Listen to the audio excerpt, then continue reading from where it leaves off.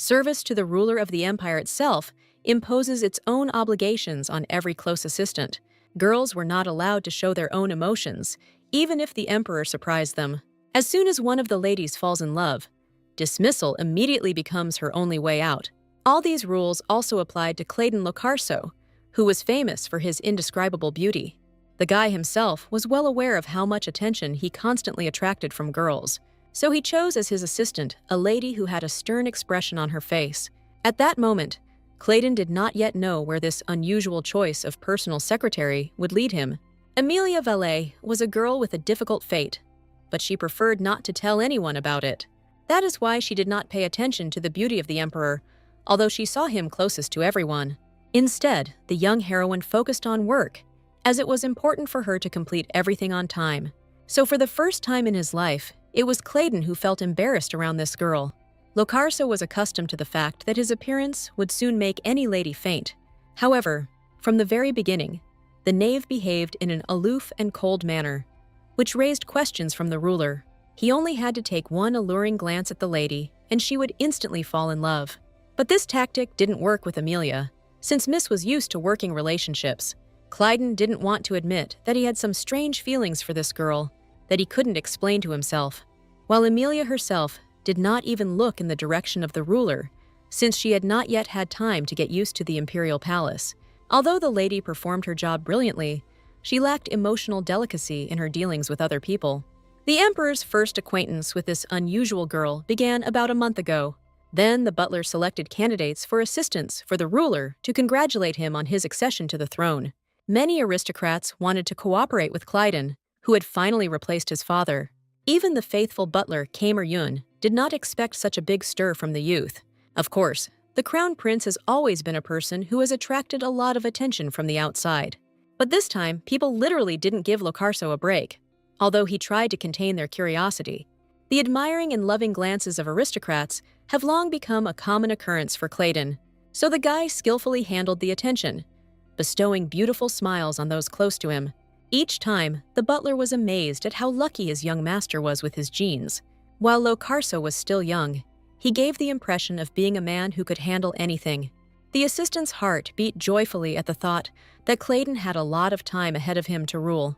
It was at this moment that the emperor noticed the young heroine, who did not even look him in the eye. Even then, Kamer knew that this girl was the daughter of Count Valet, who was causing concern to the empire. Amelia tried to behave as inconspicuously as if she wasn't among the young candidates at all, but Yun immediately realized that it was precisely on Count Valet's daughter that the emperor ultimately turned his attention, although he passed by. The attentive butler's instincts rarely failed him, which is why he had been working in the palace for a long time. The heroine had no intention of taking anyone's place when she came to work at the palace at the request of her own father, but Yun had other plans, so young Lucy Lorgard was removed from her position as secretary. Although the prince did not say anything, deep down, he remained pleased with the decision of his faithful assistant. Amelia emanated such an interesting aura that the heir had difficulty taking his eyes off the girl. But inside the heroine's head, the only thought was that she did not want such a promotion at all. The girl clearly heard the cruel whisper from the side, causing her face to distort into a terrible grimace. Who would have thought that Claydon would see this expression on the girl's face and take it personally? The next morning, Amelia obediently listened to all the advice from the butler, hiding her worries well. Kamer was one of the best experts on the palace, as well as the habits and tastes of the young emperor. Yun understood what a great responsibility fell on the shoulders of this girl, so he sympathized with her in his heart. While the knave herself didn't even blink an eye, although any other girl in her place would have fainted, the heroine remembered very well the past of the prince, who in his youth was sent into exile for killing a beast. Many aristocrats were already against such a cruel punishment at that time, because the monster oppressed them. Only enormous donations saved the prince from eternal residence in the territories of the Valet family, but the heir forever remembered how unpleasantly he was treated in the count's northern territories. That is why the knave had no choice but to pay off the current emperor. But the man had no money, so he sent his beloved daughter to work in the imperial palace. Amelia clearly noticed the way Claydon looked at her during their first meeting. The girl didn't believe in coincidences, but she was prepared for her sad fate from the very beginning. She had no doubt that even a kind butler could not save her from the emperor's wrath. After everything the heroine's family had done, the girl did not dare hope for anything good in the palace. Locarso's face remained calm when he saw Emilia, but she felt disgust in his eyes. That is why the lady was sure that the prince wanted to take revenge on her family for the humiliation of exile. When their gazes met, tension instantly filled the air around the young people, and only Kamer did not pay attention to what was happening, since he did not expect to see the heir today. The guy just returned to the palace yesterday after a difficult trip, but found the strength to work. This impressed the butler to tears, who could not even dream of such a thing. Clayton's father did everything he could to avoid work, but his son was radically different from the previous ruler. That is why Kamer was unable to take his eyes off the hard-working and diligent heir. Life in exile greatly changed the young man, who became much more serious and experienced. But Yun understood that the ruler would still have a hard time with an inexperienced servant without his help. Suddenly, Clayton volunteered to give Emilia personal training. As he knew the office well, no one expected that the emperor would have such a desire, because the girl was from the family of his enemy. This was a bad sign for the heroine, since she did not believe in the ruler's good attitude. Locarso's face did not bode well for the girl, but she was ready for any difficulties. Only now did the butler regret that he had decided to find a replacement for himself due to his advanced age. In fact, there was no hatred inside Clayton for the valet family, although he often thought of them at night. During his exile, a tragedy befell the imperial family, which led to the prince's return. Clayton personally stood up to the massive number of monsters that attacked the empire, and although he returned safely to the palace, he still dreamed that he was in the north. The frightening look of his new assistant raised many unanswered questions in the ruler. During his difficult life, Locarso learned to understand people's thoughts well from their faces. He often faced scorn from aristocrats after he was sent into exile. People hated the prince who killed the sacred beast, even though it was causing harm to the empire. No matter how hard it was for him, the guy did not regret his decision because he saved people. The population tended to quickly forget anything bad, so soon the prince began to be praised. Everyone believed that he deservedly ascended to the throne, as he stopped a huge wave of monsters. Finally, everything fell into place for the prince, and he took the rightful role that belonged to him since childhood. However, the guy did not expect that he would still someday encounter unpleasant alienation from the outside. Emilia's gaze seemed to pierce his heart, causing pain to the emotional ruler. That's why all his thoughts were occupied by an incomprehensible anxiety, because he had to work with this lady. He sincerely did not believe that any girl could not pay attention to his appearance. Heavy thoughts did not leave the ruler even in the morning, when he needed to think about work matters. Therefore, he did not expect that the assistant would dare to personally approach him with a question. The butler knew a lot about Emilia's family, so he treated her with respect and admiration. The valet clan has always been distinguished by its fearlessness and courage in resolving the most dangerous situations, so Kamer was always hoping to find at least one of these wonderful traits in the lady. Meanwhile, the misunderstanding between the boy and the girl grew stronger with each passing minute. The heroine felt that the emperor hated her family, which had not supported him in his exile. She initially set herself the goal of surviving here and then returning home safely, so Emilia kept all her emotions and feelings under control, trying not to show anything. Valet did not believe that the ruler had long since forgotten all the past grievances during his exile. At that time, the guy also felt that the lady felt hatred towards him, which came from her family. Every time the girl's expression frightened the emperor, although he tried not to show this fact. The feeling that Emilia did not believe in his knowledge of the palace grew stronger and stronger inside the proud Clayton. In fact, the heroine did not plan to insult the emperor because she was afraid of his reaction. But her face did not betray a drop of admiration when Locarso correctly named the location of all the things. The knave herself had very little idea of her way around the office, as she had only recently arrived at the palace. So she was surprised by the fact that the ruler even remembered the order in which all the things were placed in the boxes.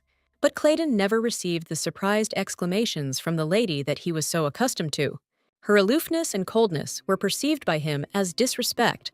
Although Emilia was simply a calm person, she quickly remembered the arrangement of things, which the emperor had correctly dictated to her. Although the guy himself had only recently returned to the palace, he was already so well prepared for work. The girl's silence made the emperor think that he had made a mistake at some point. But in the end, Emilia praised the ruler for how well he understood his office. However, Clayton still felt as if the lady was offending him. Although her words had a pleasant subtext, the guy himself didn't understand why he constantly expected a trick from such a sweet girl. Emilia seemed calm and attractive, but the intonation of her voice awakened unpleasant feelings in the young man. Clayton didn't like it when someone showed indifference to his handsome person, because it wasn't for nothing that he received the throne. But the girl seemed not to pay attention to all the merits of the ruler, thinking only about her work. Any other servant would have been forgiven for such a thing, but not the daughter of the knave. As the emperor's assistant, the girl behaved impeccably and gave no cause for doubt. But the haughty expression on her face did not give peace to the ruler, who wanted to see admiration. What irritated the guy most was that Emilia was right when she wanted to focus on work tasks. She was the perfect example of a servant who did not interfere in other people's business while working. This is precisely what Clayton didn't like. He was used to seeing admiration in the eyes of other people. Only the knowledge that he had to maintain his status as emperor kept Clayton from getting emotional. After their short conversation, Emilia had no more questions, as she quickly remembered all the recommendations. The girl tried so hard to avoid any problems when communicating with the ruler. Meanwhile, Clayton kept his eyes on the girl, who so carefully carried out all his orders. Emilia's behavior and manners immediately revealed her as a resident of a dangerous region full of monsters. No matter how hard he listened, the guy still couldn't hear the lady's steps, even though she was wearing heels. The northern lands still frightened the emperor. Although he spent almost 5 years in exile there, the people in those places were reserved and stern, although they helped each other when necessary. Emilia lived in that difficult place all her life, so the habits of northern people were in her blood. The emperor watched with respect as the lady studied his office with such diligence, but his emotions again acquired a negative connotation when the guy realized that the lady was not looking at him. Usually, no girl could ignore the handsome appearance of the young emperor, and the guy openly enjoyed the admiration, accepting any gifts from the aristocratic women in love. Wherever he passed, girls almost fainted at the sight of such a handsome man, and the young men envied the beauty of the emperor, who, in addition to his looks, also had money and status. Many compared Clayton to the son of the empire, and he desperately tried to shine for everyone as well. That is why the ruler did not understand why Emilia remained blind to his beauty. This question occupied all the emperor's thoughts, although he still had a lot of work to do. It never occurred to the ruler that the girl might sincerely not pay attention to appearance. It seemed to him that she must have had another reason, like some kind of family grievance of the Valet clan. After all, during his 5-year exile, the prince spoke only with Count Valet, who treated him rudely. So Emilia could well have adopted the attitude of her father, with whom she had warm feelings. During his entire time in exile, the guy was only completely defenseless in front of girls once. True, he would never have dared to ask Emilia whether she had been involved in that strange situation. Then a huge crowd of girls looked with envious glances at the prince's beautiful body, while the guy was just taking a shower in the river, because he was practically not allowed into the houses. The emperor refused to believe that Emilia would spy on him among the trees. The girl looked like a person who almost never left the house because she was helping her parents. This only made it more difficult for the ruler to communicate with the lady, whose emotions he could not understand from her face. Emilia seemed to remain friendly and calm, but the ruler wanted to see more. The heroine even praised the butler, who did a wonderful job of maintaining order. Once again, the prince thought only about the fact that he had not received any pleasant words from the lady addressed to him. He felt burdened by communication with the girl, but something inside made him irresistibly drawn to her. But the emperor did not expect that Emilia would even notice the absence of some things. His father didn't like weapons, so he ordered that any mention of them be removed from the office. But Valette remembered that the ruler always needed some kind of protection at hand. Even after a couple of days, the lady still hadn't found an answer to the question of what exactly the ruler didn't like about her. The heroine sincerely tried to help Clayton in everything, but still caught his angry look. So when Emilia saw the other assistants in the office, she was able to relax a little. This time, an aristocrat named Clanel Hines was supposed to report the successes to the emperor. This man had worked with Clayton's father, so the boy was ready to cooperate with him. He spent the whole night mentally preparing himself for the fact that he would have to show all the strength of his mind in front of people. The butler understood that the emperor would have a lot of mental work to do in the near future. That's why Kamer asked Emilia to make tea, which the assistant was only too happy about.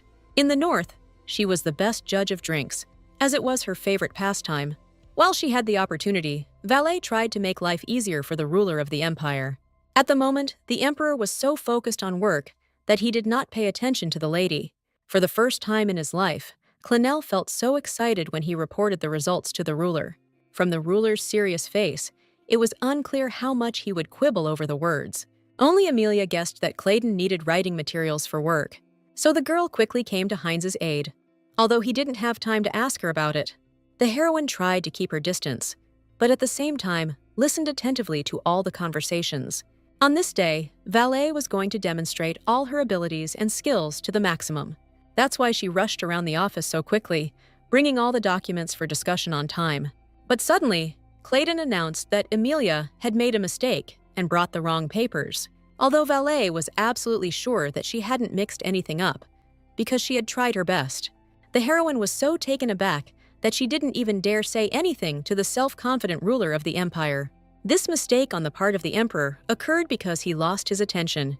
All this time, the guy was desperately trying to understand what exactly his faithful assistant was telling him, but Clenel's diction was so poor that few people were able to understand his words at all. However, the man himself did not pay attention to the fact that he had problems with speech. And what surprised Clayton most was the fact that Amelia brought the necessary papers on time every time. The girl seemed to read Heinz's thoughts and brought in advance everything he needed to mention. Any servant in the empire would envy such attentiveness and efficiency, but Amelia's skills only further irritated the ruler, whom the lady did not even look at. Locarso felt that Count Valet's daughter was doing everything to ensure that Clayton did not make a mistake in his report, and this made the emperor jealous, because it seemed that the girl was looking only at her assistant. But only recently, Amelia promised that she would pay attention to any requests of the young ruler. That is why an undeserved contempt for the empire-loyal Clenel awoke within Clayton. No matter how hard Heinz tried to explain, the emperor was no longer in the mood to listen. His irritation was so strong that it could be felt in the air, although it remained incomprehensible to others. Everything could have been different if only Amelia had looked only to her ruler of the empire. However, the girl was so focused on work that she did not notice Locarso's emotional state. That's why it came as a surprise to her when Clayton suddenly pointed out the error. The heroine was absolutely sure that she hadn't mixed anything up, but she didn't correct the emperor. She was not one of those people who dared to argue with someone much higher in status than them.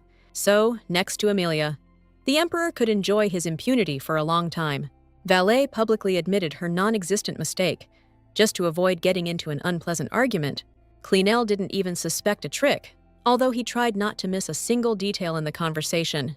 Until the very end, the heroine did not understand why Clayton was angry with her, because she brought everything correctly. However, she did everything possible to ensure that no one else noticed the emperor's mistake. Locarso was so confident that he was right that he proudly puffed out his chest in front of the maid. He didn't immediately notice that the girl had cleverly brought the correct documents, along with the incorrect ones. Cold sweat covered the ruler's entire body as soon as he realized that he had been wrong all this time. But not a single emotion appeared on Amelia's face that would have revealed the ruler's mistake. Clayton had never found himself in such a stupid and unpleasant situation before. A feeling of gratitude towards this wise lady slowly spread through his chest. However, pride and stubbornness did not allow the emperor to thank Amelia for her help. If the girl's face had not been so indifferent, Locarso would have felt respect for her. And in the end, misunderstanding once again overwhelmed the guy, who decided to take it out on the poor assistant. Heinz did not expect that the ruler would suddenly find inaccuracies in his story. At this moment, the emperor was especially cruel, because his emotions were at their peak. He himself understood perfectly well that he had scolded Clenel unfairly, and that he had tried with all his might to help him. But Amelia's composure and calmness increasingly angered Locarso, who wanted understanding. That's why he became more and more heated, trying to prove that he was not only handsome, but also smart. Clayton's plans were indeed far more viable than anything Heinz had offered him before. But Locarso was not satisfied with the admiration of his assistant, who already respected him. However, pleasant compliments from Clenel still appeased the emperor, who was susceptible to flattery. So for the first time in a long time, the guy was genuinely pleased with himself because he proved that he was right. But everything changed the moment Emilia once again helped Heinz. Locarso could not forgive the girl for the fact that she again did not look in his direction. Only the assistant was satisfied with the lady's help, which was provided to him in a timely manner. So the ruler's good mood was spoiled again, although he did not admit to jealousy. For some reason, the ruler couldn't find a place for himself next to the knave, and they didn't even know each other. Only Clænil noticed the emperor's concern, although he tried to hide his emotions. In fact, Clyden had nothing to blame Emilia for, since she did her job flawlessly. And all this only made Locarso even more angry, since he had wanted to be loved by everyone around him since childhood. It quickly became clear to Heinz that in such a state, the ruler would not be able to listen to him properly. Before leaving, Emilia asked the emperor for forgiveness for her non-existent shortcomings. All this completely confused the ruler, who knew that the lady had never made a mistake. Clayton's mood was at its worst because of the mistake he made while working, but the butler was beaming with happiness because Emilia's training went quickly and was successful. The only thing that worried the camera was the girl's connection to the Northern Territory. He was right to worry that the relationship between Valet and Locarso would be difficult, but the ruler did not want to admit that he did not understand the young lady at all. It had been hard for him until now, but pride and stubbornness forced Clayton to keep silent about it. No matter how good an assistant Yoon was, he could not read the thoughts of his beloved master. So for the man, Emilia remained a wonderful servant who did everything on time. The emperor also recognized Lady Valet's virtues, but it was precisely because of them that she irritated him so much. All this seriously frightened the butler, who was trying to maintain a good atmosphere around. Until now, he was troubled by memories of Clayton at the time when he was still a prince. The guy was already not deprived of attention at that time, but he often offended girls with his evil jokes. Kammer hoped that over time, the emperor had become wiser and more relaxed in his dealings with ladies. But his constant glances at Emilia suggested that the ruler was not indifferent to her. The butler was most concerned about the well-being of the girl, who was a stranger in the palace. Although the heroine did not show her emotions, anxiety was really growing inside her. It was important for Yoon to make sure that Valet did not feel uncomfortable or anxious in the palace. But the girl's calm face didn't give him any clues, making him continue to worry. Emilia always remained polite and calm, no matter what was happening around her. The butler was grateful to Lady Valet for not trying to pry out any information. Only now did he realize that the girl's impeccable behavior had actually been irritating. But the heroine was simply making every effort to stay in the imperial palace. She constantly felt like she wasn't doing enough, which is why the emperor was angry.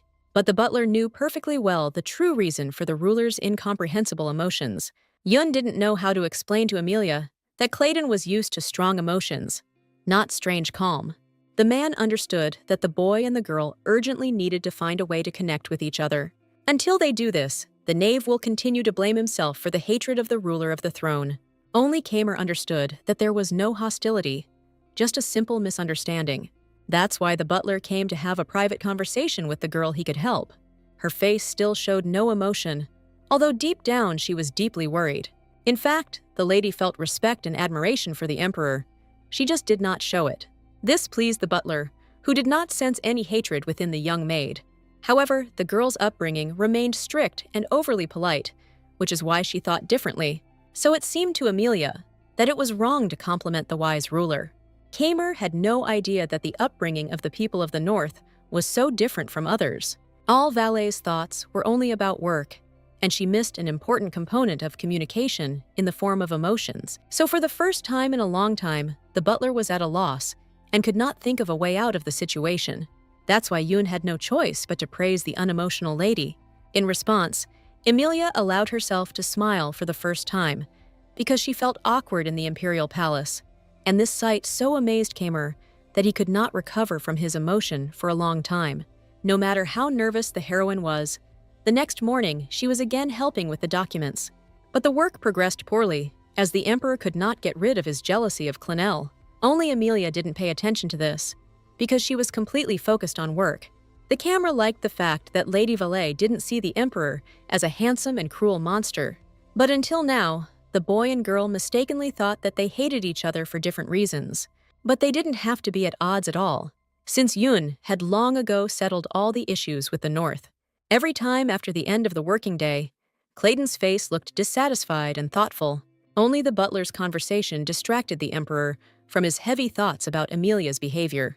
The ruler had no idea that the lady had always behaved this way and did not know how to live any other way. But Kamer still couldn't find the right words and only continued to praise the girl. What hurt Locarso the most was that Emilia never gave him a single compliment personally. The guy wanted to win this lady's heart more than anything in the world, but she didn't even look at him. For the first time in his life, Yun found it so difficult to help the ruler because it was a matter of relationships. Through jokes, the butler tried to convey the truth to Clayton about how stingy with emotions the Northerners were. Even his wife hardly smiled, but Kamer still loved her more than his life. But all this was not able to ease the emperor's resentment, who was angry with Amelia. Yun had long understood that people from the north expressed their emotions differently, but remained kind. All that remained was to convey this simple fact to the emperor so that his life would become more peaceful. After the butler's words, the ruler nevertheless thought about the fact that the knave did not hate him. Over the past few days, he had not seen the girl's face change even a little. So Locarso still had hope that Lady Valet was not listening to bad gossip about him. The realization that he had an opportunity for reconciliation became a balm for the ruler. Kamer saw that Clayton's face was gradually smoothing out, and this pleased the butler. Deep down, the emperor remained a little boy who valued recognition. No one had ever been able to deny his charm and beauty before, no matter how hard they tried. Many were ready to die of envy at the sight of Clayton, who was the son of the empire. But Kamer remembered that the ruler's appearance evoked different feelings in young Amelia. Before, Locarso had not even suspected this, although he had lived in the north for several difficult years. But it was his assistant who knew well about the customs and behavioral habits of the northern people. Lady Valet's silence and calmness did not at all mean hatred for people, because she was always like that. Only one emperor incorrectly explained to himself the communication of a girl who did not admire him. With his words, Kamer tried to hint to the ruler that he should be softer around Amelia, but it was as if Clayton could hide the charm he had possessed since childhood, due to good genetics. Even the butler found it difficult to look at the emperor without feeling admiration. That's why Locarso believed that the girl was blatantly lying to him when she hid her emotions and feelings. All this time, Yun had been hinting to the gentleman about the lady's character, but he didn't think that his conclusions would be like this. The ruler decided to gradually reveal his beauty to the knave, to make it easier for her. Only Kamer wasn't sure that such a method would actually bring results with Amelia. In fact, it was not without reason that Clayton was trying to find an approach to the maid who used to live in the north. For him, these were personal scores connected with long-term exile in those territories. Locarso was still tormented by nightmares about those difficult days, although he had long since defeated all his enemies. But the guy wanted no one else to dare look at him with contempt and mistrust. That's why he was so desperate to win the heart of Lady Valet, who remained an impregnable fortress. And now Clayton has found the answer for himself in the gentleness and gradualness of his own actions. He didn't even realize that the poor butler had been hinting to the ruler all this time about different behavior. So the next morning, a lot changed in the communication between the ruler and his assistant. The heroine behaved as usual and did not suspect that other emotions would be expected from her. From the very beginning, Clayton's behavior could have raised questions among many who knew him well. But Valet, as usual, didn't even change her expression, since her northern composure was stronger than her surprise. While Locarso tried his best to impress the young lady with his beauty and charm, but he didn't yet know that none of these dazzling techniques would work on Amelia. Clayton kept smiling happily, trying his best to show how good he was, and this increased the servant's desire to continue helping the charming emperor in everything. The girl herself did not understand why she suddenly gained speed that she had not had before. She couldn't get Locarso out of her head, his lips continuing to stretch into a sweet smile. The girl immediately thought that with such an expression on his face, Clayton was frighteningly flawless and handsome, but the lady was so accustomed to the lack of emotion that she could not respond to the ruler in kind. In the north, there were constant wars and a lack of resources, which made the people harsh. Many never smiled in their lives because they barely had time to feed their children and friends. That's why the girl felt so awkward from the emperor's perfect smile that he couldn't take his eyes off her. Meanwhile, Clayton waited impatiently for Lady Valet to turn to him again, but the miss could not find the strength in herself to withstand such a strange look from the young ruler. Inside, Locarso was full of desire to prove to the girl that he could be trusted and praised. But years of training in composure could not be broken in a few minutes of warm communication. So the girl was unable to say anything to the ruler, although he impressed her to the depths of her soul. Emilia was an ordinary girl, so the emperor's attraction also affected her. But Lady Valet would never admit that she couldn't take her eyes off the emperor. The wider and brighter the guy smiled, the more uncomfortable and confused the girl felt. So far, the heroine hasn't realized that all this time, the emperor was waiting for at least one compliment from her. Saying something like that to his face was beyond her strength, so Clayton was once again left with questions in his head. He remembered well Yoon's warnings that the Northerners were cold, and only they could save him. At this moment, Clenel suddenly saved the assistant, who was under the impression of the emperor. Although Locarso had been ready to work before, he was not happy about Heinz's appearance now. All the ruler's thoughts were occupied only with the seduction of the servant, who remained silent next to him. But the guy wasn't used to giving up so quickly, so he smiled wider and more mercilessly for her sake. Everything would have been fine if only the heroine had dared to confess her feelings to the emperor. But in her family, it was not customary to act like that, so she just looked away in embarrassment. In this situation, only Clenel remained ready to work and desperately attracted attention to himself. Heinz prepared as much useful information as possible to keep the emperor satisfied. Finally, Emilia could breathe a sigh of relief as the ruler had switched to his assistant. The girl still didn't understand why Clayton had been acting so dazzlingly around her since that morning. But even during the assistant's report, Locarso kept looking at the maid, while Lady Valet was afraid to even look at the ruler, lest she fall under the influence of his smile. The girl's heart traitorously quickened its pace every time she saw such beauty. But Clenel was trying so hard to attract the ruler's attention that he didn't give him a chance to be distracted. The assistant was confident that today's information would certainly conquer the strange ruler of the empire. Clayton knew he couldn't miss a word of Heinz's report to avoid embarrassment, but all his thoughts were only about the fact that since childhood, everyone around him had surrounded him with attention. So for the first time in his life, Locarso himself tried to please another person who remained unapproachable. That's why Emilia's distant behavior hurt the emperor so much, because he was sincerely trying. And the girl continued to behave as if the person in front of her was the most ordinary and beautiful person. All this did not give the ruler any peace, since he did not understand what exactly he was doing wrong. In the end, the guy still ignored the entire report from his assistant, who didn't stop talking for a minute. Clenel was noticeably upset that he had once again failed to receive praise from the ruler. But suddenly, the heroine came to his aid, listening attentively to Heinz's every word. The girl praised her assistant with a smile, because she saw how hard he tried with the report, and this circumstance infuriated the emperor, who was seeking such emotion from Lady Valet. But in the end, she gave a smile not to him, but to Clenel, who could not boast of beauty and attractiveness. Emilia's calm face suited this timid and barely noticeable smile that illuminated her appearance. But at that moment, the ruler felt only jealousy, because he wanted to see something similar directed at him. No matter how much effort Locarso put in, all his attempts brought no results. The guy had no idea that the lady had actually felt respect and admiration for him for a long time. But her northern upbringing did not allow her to show such emotions to someone she liked. This whole puzzle could have been solved with a simple conversation, but Clayton didn't understand that. Looking at the cold-blooded girl, he decided that she just needed more time to open up to him, and the ruler could allow Emilia to be in his company even outside of work tasks. For this reason, Locarso even invited the girl for a walk, although he himself did not know what he was planning next. Along the way, the emperor was overcome by various unpleasant thoughts about what Lady Valet thought of him. The ruler did not try to win her favor without reason, because he had his reasons for doing so. Until now, many aristocrats wanted him dead in order to seize control of the empire.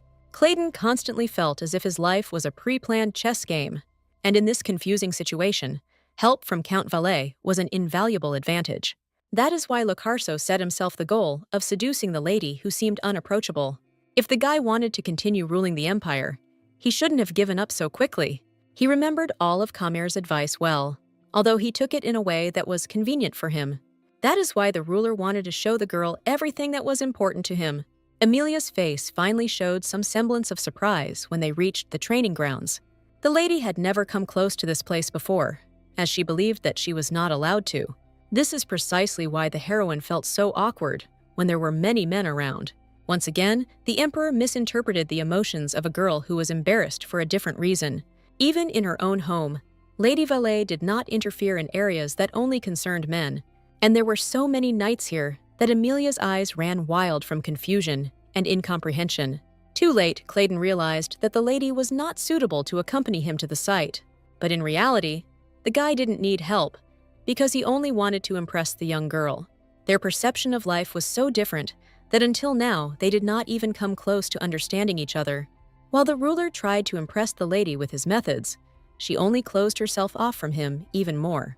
It did not occur to Locarso that he should deal with the northern people according to their rules, so all his actions did not bring any results and did not impress the young girl. But at that moment, Claydon was so carried away by posing that he didn't pay attention to her emotions. So, a week after arriving at the palace, the heroine began to think that she already wanted to go home. Every day, it became more and more difficult for her to understand the emperor, who seemed like a strange man. His smile and demeanor were dazzling, but they only repelled the modest Amelia. The girl's misunderstanding was only increased by the fact that she did not want to be on the court. However, the ruler decided everything for his assistant, so she could only obediently obey him. Amelia was immediately struck by the difference in budget, as the area in her house was several times smaller. But all thoughts disappeared from the heroine's head as soon as she saw the beginning of the training fight. Claydon attacked the knights as if his movements would determine whether he would live or die, so no one could stand under the ruler's onslaught for more than a few miserable seconds. All this was done to impress Amelia, whose father was also a good fighter. Fencing was an undeniable advantage for Locarso, who killed many powerful beasts. In moments of victory, a happy and sincere smile appeared on his face, which illuminated everything around him. It was this expression that pleased Amelia, who had been watching the guy's forced smile all day. If Claydon looked at Lady Valette now, he would see her true feelings for him. But Miss was forced to hide her emotions, because her father had taught her this all her life. And the emperor was so carried away by the battle that he didn't even look in the direction of the knave, whom he was trying to seduce. Although the fight was already over, the guy was not satisfied with demonstrating his greatness and experience. He wanted to gain even more admiration from the girl in order to defeat her once and for all. The ruler did not feel sorry to throw away the jacket, since he had many similar things, but Amelia always treated things with care, so she couldn't ignore clothes. While Locarso was preparing for another attack on the knight, he paid no attention to anything. Today, the poor fellow had the misfortune of having to fight against the emperor, who was thirsty for spectacle. So, after just a few seconds, the knight was defeated again, without even having time to get up. The ruler enjoyed his own greatness, because his battles always turned out spectacular. But his heart sank when he realized that Emilia was only looking at his jacket. None of the knights expected that the maid would miss such a beautiful moment of the battle. All of Valet's thoughts were filled with anxiety, as his jacket was stained with dust. But Claydon tried hard to show her his power, but again he failed. From the point of view of inexperienced knights, this whole situation also looked ridiculous and extremely dangerous. The boys immediately noticed that the emperor was initially in a good mood and gave everyone a smile. It was only during the fight that he became confident and cruel in order to impress the young girl. It was clear from Claydon's work that he had tried so hard, but in the end, he had gotten such a disastrous result. So the knights were horrified when they realized that the assistant did not even look at their master. While the heroine was busy saving the jacket, she did not notice the atmosphere around her. She carefully removed all the dust from the ruler's clothes, although he did not ask her to do so. Confusion was reflected on the ruler's face, who expected different emotions and actions from the girl. He had such a difficult time with Lady Valet, only because her northern customs differed from the imperial ones. But this did not mean at all that Amelia did not feel respect for the ruler she recognized. But no one could read minds, so the lady's behavior was interpreted as a desire to die. The only thing that saved the girl was that no one had ever dared to ignore Locarso before, and he laughed in confusion. The emperor increasingly liked Count Valet's daughter for her unpredictability and calm, so he didn't even think of punishing her for the fact that the lady turned away from him during the duel. Claydon's heart burned with the desire to continue to attract Amelia's attention in order to achieve his goal. He was so carried away by his thoughts that he completely forgot about the appearance with which he traveled through the palace. But Amelia could not ignore the fact that the ruler might be cold or uncomfortable. The guy thought that his appearance demonstrated true beauty and masculinity. No girl could resist a naked man, but Valet was special. So the ruler was wrong to think about impressing Amelia, because she had other thoughts. At that moment, the girl was most afraid for the image of the gentleman, who could be seen like this. In the north, in the heroine's family, no one was allowed to walk around the house without outerwear. That is why Amelia wanted to quickly help the ruler hide from possible shame. In her opinion, no one should see Clayton like this, because shame would be inevitable. But all this time, the emperor was trying to achieve completely different emotions from the lady, but he was once again unlucky. He still had no idea what a huge gap there was between them. In fact, the heroine tried her best, because in her understanding, she was proposing the right things. While the girl's simple words deeply offended Locarso, who had done nothing wrong, once again, the emperor was completely confused because the lady misunderstood him. He didn't even think about shame and disgrace until Lady Valette told him about these feelings. Clayton experienced such emotions only once in his life, when he was still in exile that year. Then he went out into the street, almost naked, and from the cold he screamed thinly, like a girl. But what could Amelia, who had not previously communicated with the future heir to the throne, know about the shame? For some reason, the assistant's words affected the young man so deeply that he couldn't get them out of his head. No matter what the guy did, throughout the day, his thoughts constantly returned to that situation. And even deep into the night, questions continued to torment the mind of poor Locarso, who could not find answers. He was not ashamed of his half-naked walk, but now the ruler could not look Amelia in the eyes. And even the next morning, Clayton didn't feel any better, although usually sleep drove away all his worries. Out of politeness, the heroine behaved as if nothing unpleasant had happened yesterday. The girl was very glad that the ruler was in a good mood from the very beginning today. She still took care of him in her own way, remembering all the habits of the inattentive Clayton. In fact, Locarso was unable to sleep that night due to worries and anxieties, so all his hope was on tea, which always relaxed the ruler in any state. While his heart was torn with doubts, Amelia looked as calm as ever. This increased the feeling of awkwardness and confusion within Clayton about how he should behave. This time, even delicious tea did not save the ruler from the heavy thoughts that consumed his entire mind. He could not find an answer to the question of why Lady Valet did not pay attention to him. At yesterday's training, the guy practically opened his young and ardent heart to the girl, and she trampled him with her unwillingness to pay attention to such gifts from the ruler. All this again angered Clayton, who tried to behave much kinder and more caring towards the lady. He understood that any other girl in Emilia's place would have shown feelings for him long ago. What the ruler feared most was that deep down in Lady Valette's soul, she was burning with hatred for him. It seemed as if the heroine was ready to watch anything but the prince, and the guy was furious at the realization that his assistant continued to ignore his beauty. Locarso was not one to give up quickly on his way to a goal, so for him, it was just the beginning. The ruler had enough patience to break the unapproachable coldness of the Valet family. He mistook the girl's calm and dreamy behavior for a challenge, unable to live happily. But if Clayton had let go of thoughts about the lady's restraint, then the relationship between them would have improved. Amelia showed almost no emotion, but it was clear that she did not think anything bad about the gentleman, while the ruler was burning with jealousy and anger because he could not get the attention of the lady. Once again, she found something more interesting outside the window than the indescribable beauty of the emperor. The girl had no idea how many emotions her mere presence evoked within Clayton. The guy sincerely tried to make friends with the maid, but he didn't even know what they should talk about. Although Amelia showed politeness towards the ruler, this was not enough for him. The young man wanted to occupy all the thoughts and feelings of Lady Valet so that she could not leave him.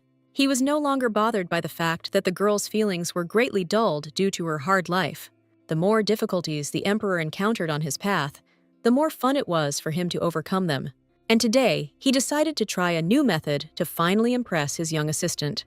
Clayton knew that the imperial gardens were the finest sight that remained in the memory of many, so he watched with anticipation as the lady's expression was about to change. All the girls that Locarso brought here invariably admired the beauty of the peacocks, so these are exactly the emotions the guy expected from Amelia, who was allowed to see this miracle. But, as usual, the miss embarrassed the emperor with her calmness, because she did not think about the beauty of the birds. Clayton never thought he would get close to someone from the valet family, who were known for their indifference. But now it was a matter of principle for a ruler who could not achieve his goal. He did not admit to himself that Amelia's appearance seemed attractive and pleasant to him. Although the girl did not show feelings for the ruler, she did not leave his mind throughout the day. That's why the guy involuntarily reached out to her for intimacy, even though it was undesirable for him due to his status. Clayton stubbornly wanted to see at least some bright emotion on Lady Valet's face. He knew that the beautiful views in the garden and the graceful peacocks were able to amuse anyone. These birds were raised tame, so they were drawn to everyone who came into their territory. But the heroine didn't know how to communicate with animals that weren't in her home in the north. Therefore, the girl was overcome by a slight panic, which was quickly replaced by joy from the contact. For the first time in a long time, she laughed happily, and this was exactly what the ruler wanted. But Clayton wasn't having fun, as the peacocks took up all of his assistant's attention. Never before had Locarso reached the point of jealousy towards animals, but now he could not control himself. Although he had always enjoyed interacting with peacocks before, the current situation only made him angrier. The emperor was lucky, and soon the gardener noticed the escaped birds, which had attached themselves to the people. Because of his anger, the ruler did not notice that Amelia was pleased with this little incident. The girl rarely had the opportunity to communicate with animals, although she loved each of them very much. As soon as they were alone, Clayton started a serious conversation about wanting to see a lady nearby. Previously, it seemed to the heroine that for each of the emperor's activities, he should have his own assistant. But in the end, it turned out that Locarso did not want to see a huge number of servants around him. The girl's help was enough for him, even though she resisted out of embarrassment. These words opened the eyes of Amelia, who had been confused and misunderstood all this time. The ruler did the right thing when he was not afraid to open up to the lady, despite her reserve. After all, now the desire to help the gentleman who trusted her so much had grown stronger in Valet. She had never held such an important position before, but she finally felt confident. So for the first time in a long time, Clayton was able to relax next to Amelia in such a beautiful place. Of course, the ruler's attempts to seduce the lady did not end there, because he had prepared a surprise. The girl clearly didn't expect to see such a huge amount of delicious food right in the open air. Locarso ordered all this to be prepared, especially for Lady Valette, but did not admit it to her. The girl decided that she should eat first in order to protect the emperor from poison. One could envy the determination with which the heroine tried all these dishes. Amelia didn't miss a single dessert, just to stumble upon poisoned food if there was any. At the same time, the girl's face lit up, because all the sweets were incredibly delicious. In fact, Clayton hated sweets, so all this food was intended for the maid. He was glad that Lady Valec's face finally brightened up in front of such delicacies. The ruler had already come to the conclusion that the lady's sense of beauty had been dulled by a hard life, so he hoped to hit her other receptors, and chose the taste organ first to test. Of course, Locarso checked all the desserts beforehand, so there was no poison anywhere. But the girl didn't need to know about this. Otherwise, she would have refused to try anything. According to Clayton's cunning plan, he will continue to conquer Amelia through such insidious means. Any girl would be happy to have animals and delicious food, especially in such a beautiful place. So the emperor's plan was not supposed to fail, because a smile was already visible on the knave's face. The ruler was not going to limit himself to desserts alone, so the lady also had food waiting for her at the palace. But as soon as Miss was convinced that the sweets were not poisoned, she stopped eating them. The girl initially thought that the desserts were intended for the emperor, so she ate a little. From the lady's description, the ruler concluded that she liked the prepared food. He generally made a lot of wrong conclusions instead of asking the girl personally. The guy tried so hard to please her that he didn't forget that sometimes you just need to talk. Therefore, he only caused unnecessary problems for Amelia, who would have liked to have done something different. However, the lady did not dare to argue with the emperor because he alone was her master. The ruler could ask the servant for anything, and she would certainly do everything carefully. And this time, Lady Knave had to eat sweets, although in fact, she didn't even like them. But the silent heroine did not dare argue with Clayton, who gave her such a strange order. Although they split the desserts equally, Locarso didn't even think about touching his food. Amelia was so enthusiastically carrying out the ruler's order that she did not immediately notice that he was not moving. Until now, the girl did not know that the emperor also did not like sweets, just like her. So for the heroine, His behavior became a signal that Locarso was taking revenge on her again. During his exile, Claydon's name was practically trampled into the mud, and the valet family did not help him. Therefore, the guy had to survive among enemies, despite his high status and reputation. So it was not surprising that he could feel hatred towards a family that did not help him. The lady really wanted to return to her family, so she silently hid her attitude towards sweets. At this moment, Emilia's greatest fear was that she would accidentally incur the wrath of the young emperor. Although Claydon seemed caring, Miss did not allow herself to be deceived by his casual concern. Valet was certain that the desserts were brought to avenge her father's actions. If Locarso could read minds, he would be horrified by the impression he left on the girl. And in the end, the emperor felt that he had improved their relationship as much as possible with his actions. Claydon was bursting with pleasure because he was able to please the girl in some way. He had no idea that in reality, Emilia was putting on a mask of indifference and politeness. The heroine was ready to endure a lot, if only the ruler remained happy and contented. But Lady Valette didn't expect the guy to go so far in his desire to take revenge on her. The girl firmly believed that the sweets were needed to mock her. So, as soon as she saw another basket of desserts, the lady's mood immediately soured. At the same time, the ruler cleverly pretended that he did not expect to see such sweet beauty here. For some reason, it seemed to him that Emilia loved sweets, so the guy gave the lady this gift. If only the emperor knew how much torment these endless desserts caused the girl. But he only asked Lady Valette to take these sweets for herself, without asking any questions, and the heroine did not dare refuse the ruler, although she was already quite tired of desserts by morning. What upset Miss most was that Claydon forbade her to share sweets with others. He wanted Emilia to enjoy the gift he had so carefully prepared in solitude. But with his restrictions, the emperor only made things worse, although he did not suspect it. The heroine perceived all of the ruler's requests as a personal punishment, but answered him with a meek smile. Claydon even allowed the girl to leave work early today because he wanted to please her. But there was no joy in Lady Valet's eyes after she was ordered to eat all the sweets herself.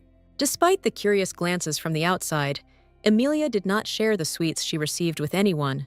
She was only glad that the ruler's revenge this time did not affect her family, which was far away. But the lady didn't care about anything else, because she had enough moral strength and courage to stand firm. Only the people around watched the maid with interest, envying the amount of sweets she had, while the girl herself was ready to give a lot, just to get rid of this basket.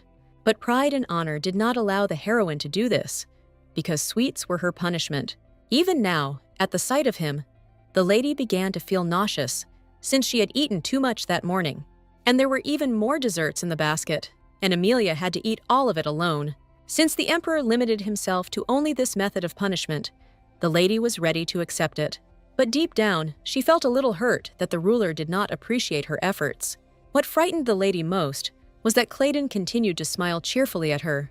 Even when he lived in the north, he was nicknamed a terrible tyrant because of his arrogance and cruelty. But the emperor's current actions, compared to his past battles, even seemed sweet to the ladies. The only thing that upset her was that when Claydon's revenge was over, she would gain a lot of weight.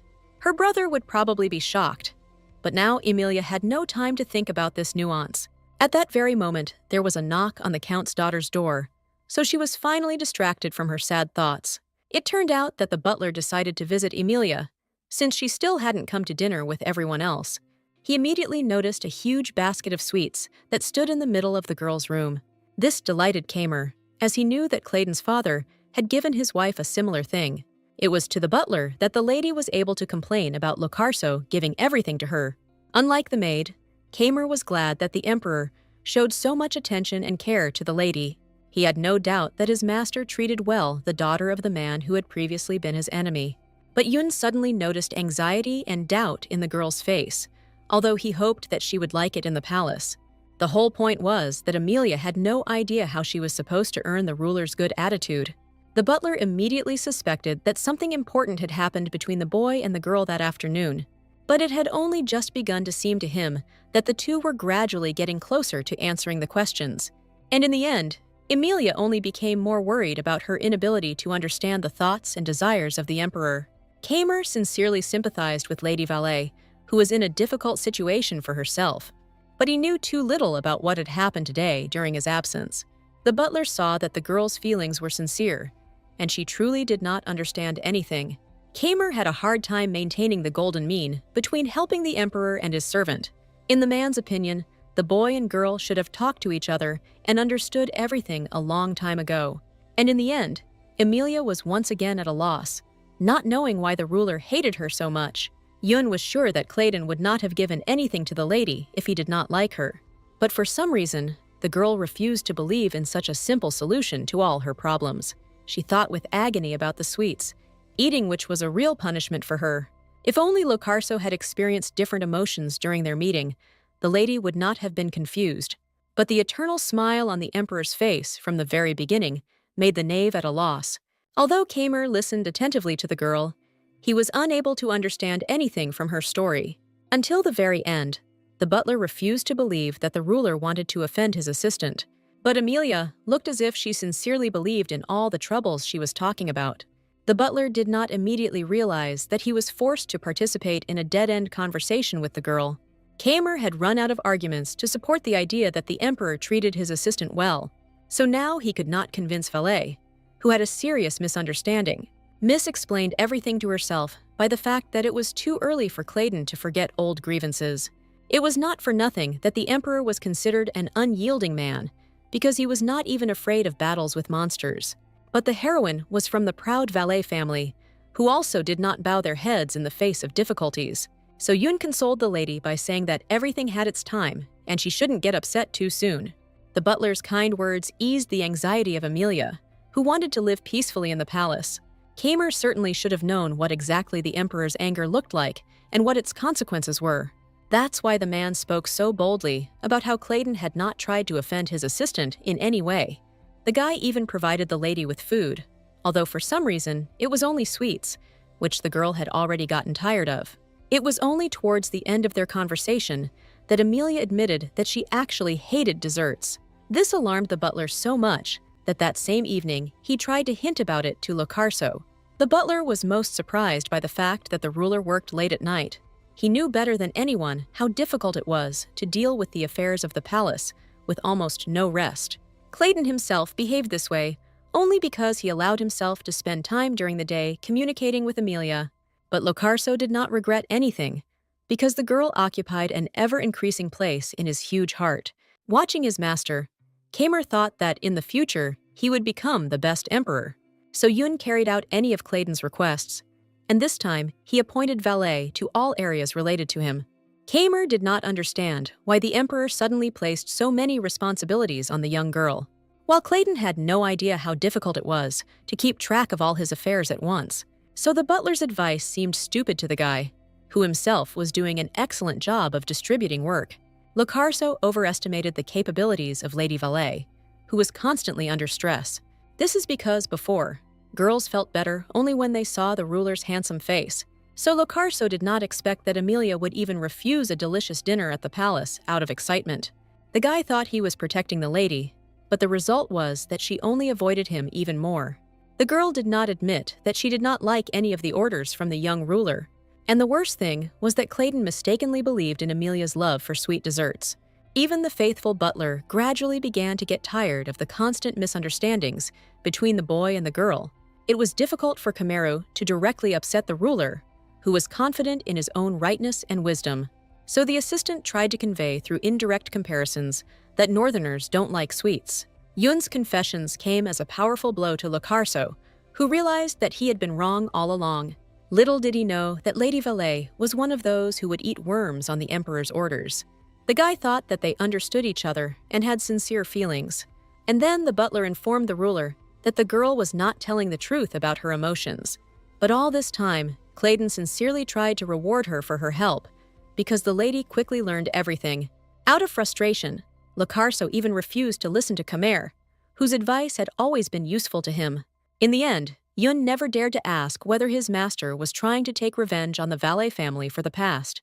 A heavy sadness hung over the emperor's heart, because just as he had become closer to Emilia, she had become distant. Until now, the ruler had not found the key to the heart of this strange girl, which is why he could not find peace for himself. The next morning, all the emperor's thoughts were finally focused on fighting the monsters. Clanel captured the ruler's full attention, as he had to decide how to fight the monsters. The matter was related to the northern territories, so Amelia carefully eavesdropped on the conversation. The girl had long known about the cave through which monsters periodically made their way into the empire. Only the appearance of an independent person distracted the ruler from his conversation with Heinz. Although Lady Valette had heard nothing about Marquis Diablo Rune, she did not dare ask about him. Clayton was wary of the man because he was opposed to him. The Rune family was one of those who did not want the emperor's son to ascend to the throne after the ruler's death. That is why Locarso was so wary of the aristocrat, that he was initially against him.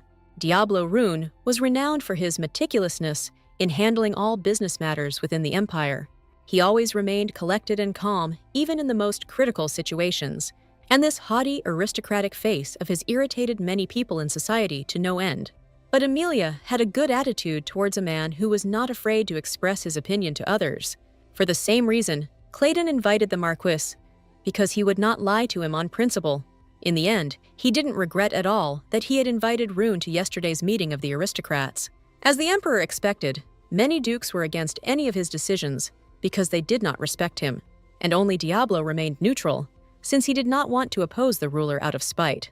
Then Clayton deliberately demanded the impossible from his assistants in order to put them in a difficult situation.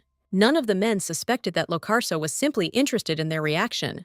The emperor played a dangerous game when he provoked the aristocrats to see their true colors. So soon rebellion arose among the dukes, who were unhappy with this attitude. If there had not been more prudent people among them, a rebellion against the ruler would have already arisen. But in the end, people were forced to remain silent to avoid punishment early in Locarso's reign. Even the calculating Diablo couldn't guess why Clayton made so many demands on the aristocrats. At that moment, it seemed to everyone around that the emperor had undeservedly taken his place on the throne. Lady Valette knew about this story, so she did not expect Rune to visit Locarso after the meeting.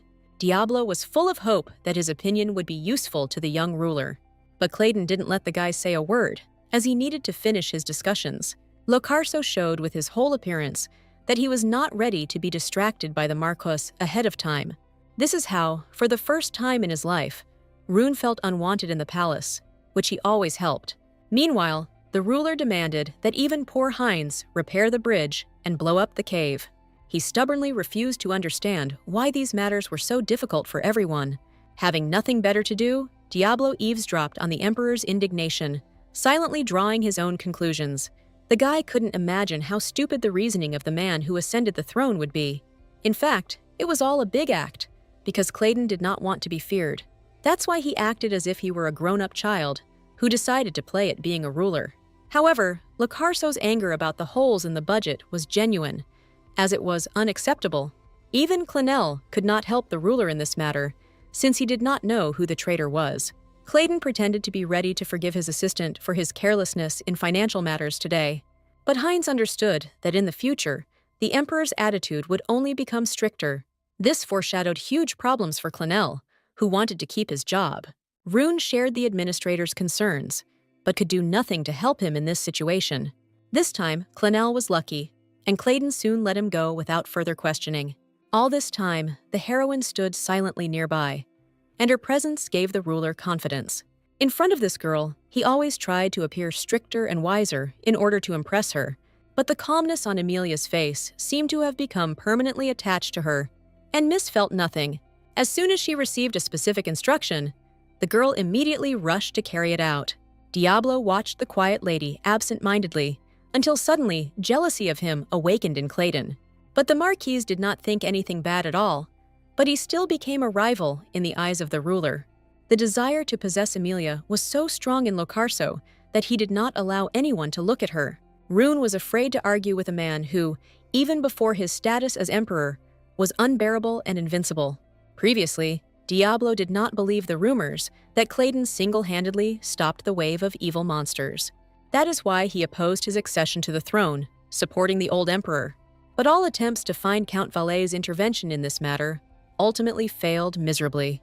So Rune, like many other people, had to come to terms with the new ruler of the empire. Only now did Diablo realize how dangerous Clayton, whom everyone had underestimated, could be. The boy tried his best to remain calm among such absurd people of the palace. Only Locarso did not feel a drop of worry, since he was in control of the situation. In fact, Rune came to ask questions about the budget, because he noticed that Clayton did not try to hide this matter. Diablo saw through the Emperor's plan, which from the very beginning had wanted to lure out all the spies in the palace. The Marquise's only concern was that at this rate, there would be almost no people left to work in the palace. He didn't expect that the ruler didn't see any problem in this, since he could handle everything himself. In addition, Clayton had Emilia as his assistant, who possessed great skills. That's why Locarso had no doubt that together with the girl, he would sort out all the problems. It had never occurred to him how difficult a task he had undertaken, because Clayton did not like to retreat, while Diablo was trying to convey to the ruler that the palace needed a lot of servants. But in the end, these words only angered Locarso even more, for whom only Emilia was enough. Rune had not yet had time to understand what a stubborn and crazy person he had gotten involved with while trying to prove something. The heroine had not yet intervened in the conversations, although she was the Emperor's personal assistant. She knew from the start that she was heading into the very center of an invisible political battle. The girl was carefully warned about this by her father, who hated the thought of her exile. But the Count was powerless in this situation, because he had done too much bad to the current ruler. At that moment, Lady Valet did not suspect that all her father's serious worries had a meaning. Only now did she realize what a difficult situation she found herself in due to the ruler's wickedness. Before the girl's eyes, a real war zone was unfolding, which affected her too. But the desire to return home was so strong within the lady that she silently endured all the difficulties. Even Marquis Rune was unaware of how dire his situation was in the palace now, but he still wanted to propose an alliance to the Emperor, who had almost no friends among the aristocrats. Clayton valued his own personality so highly that he devalued the most expensive gifts from the Rune family. At this point, Diablo found himself in a disadvantageous position, but he still insisted on his own. However, Locarso was not sure that the Rune clan would be able to help him during the war. Diablo had no objection to the fact that his lands were too far from the center of the empire, so the Emperor reasoned correctly when he believed that such assistance would be of little use to him. With each passing second, the feeling inside Rune grew stronger, as if all the juices were being squeezed out of him. The guy was frightened even by the look of the cute maid, who looked as if she had been through several wars. He could not even imagine how strongly all the people in the palace were striving for madness, while Clayton still felt like the king of the situation, and therefore didn't even worry. He skillfully played the fool so that no one would dare take his place on the throne. So it seemed to Rune more and more that he would soon go crazy because of the antics of the new ruler. Everything was moving towards the point that Diablo had nothing to offer Locarso, who was known for his demanding nature. So the guy had no choice but to quickly escape from the palace. Although Emilia knew how to help Marquis Rune, she did not dare to interfere in her master's conversations. In fact, Clayton had a plan in his head for a long time, but he didn't want Valet to hear it.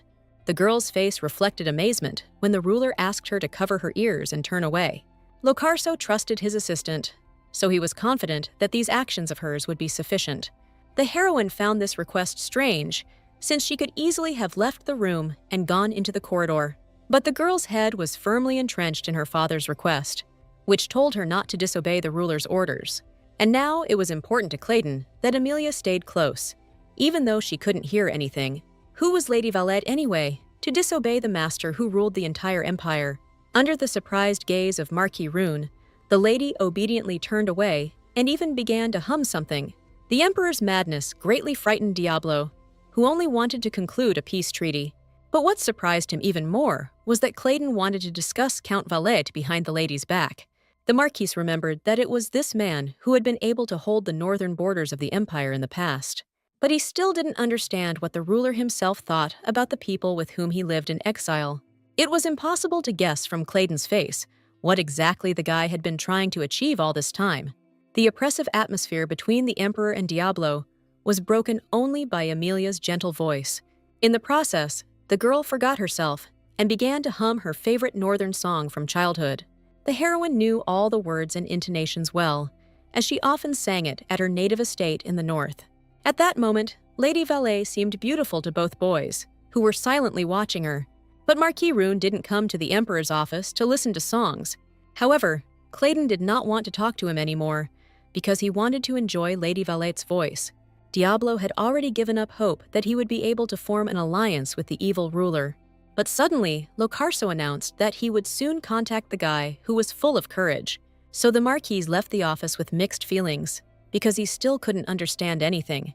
He was sad that his father had not warned him in time about the madness of the current ruler.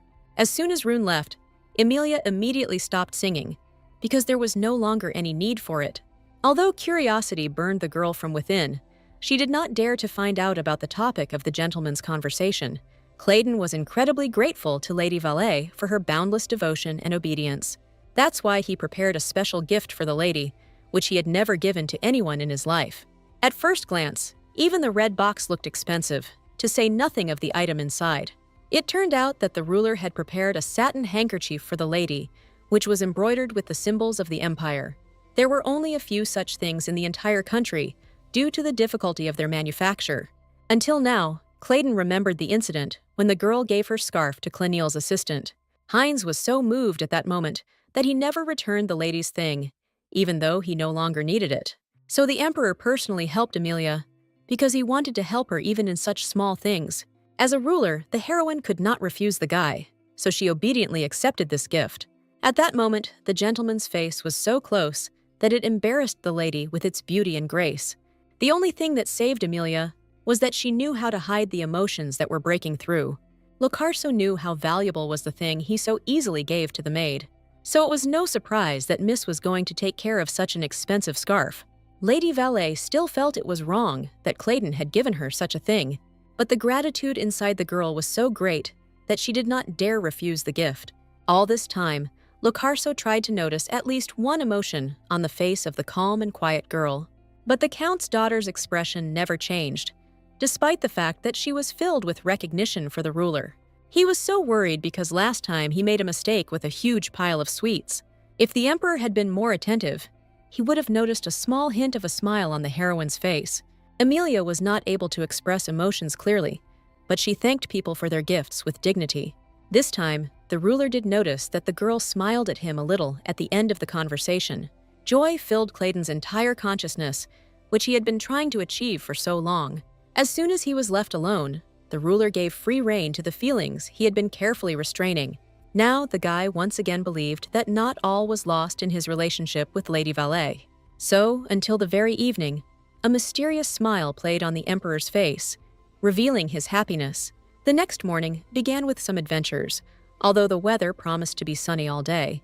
From the very beginning, the heroine felt nervous, but she still remained in the shadows. Only the emperor maintained an incredible calm that unnerved everyone else. The whole point was that the aristocrats again came to a meeting with the ruler to discuss issues. They planned to overwhelm young Claydon with numbers so that he would back down from the idea of collapsing the cave. Only Locarso successfully pretended not to notice the hints from the dukes and counts. Emilia subtly felt that a real struggle between wills was now taking place. The emperor had already identified for himself the most dangerous person among all the aristocrats present. It was Count Lorigard, who had worked closely with Claydon's father in the past. But now this man decided that he had the right to object to the current young ruler. It was the Lorigard family and the Brondel family that were the most dangerous figures for Claydon.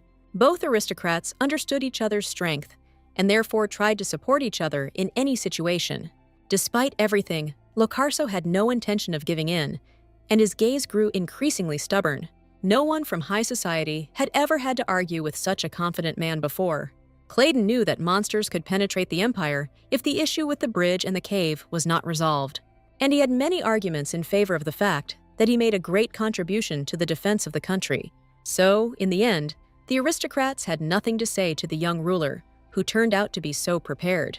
At that moment, Emilia was struck by the persistence and inflexibility of the wise Claydon.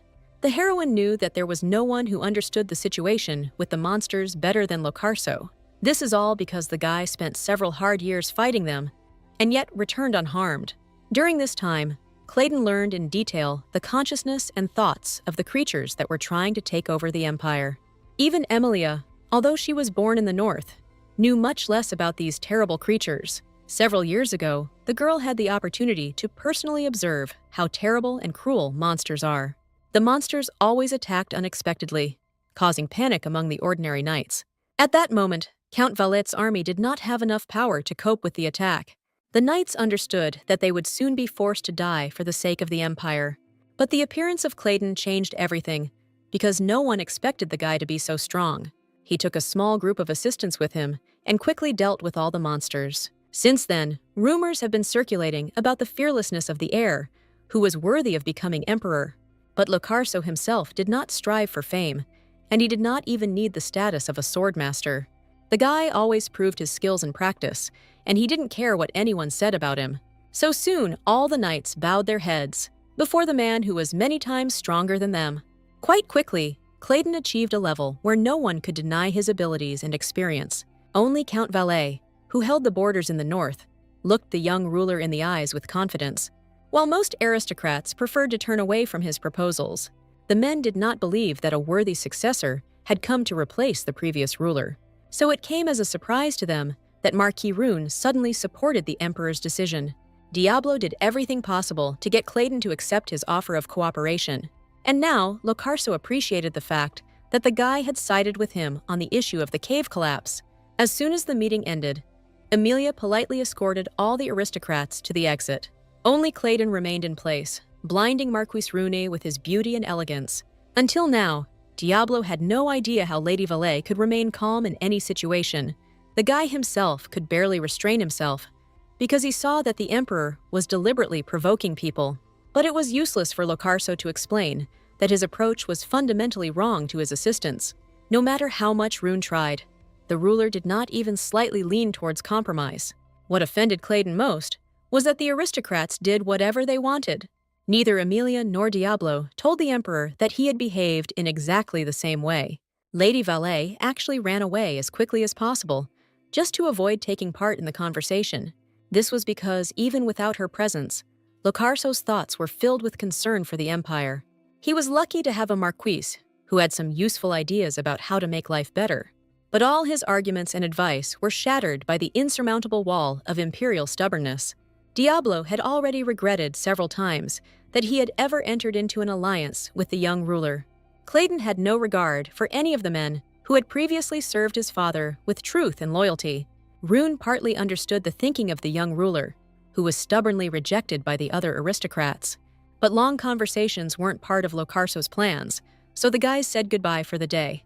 The more the emperor talked with the aristocrats, the more cunning and dodgy they seemed to him.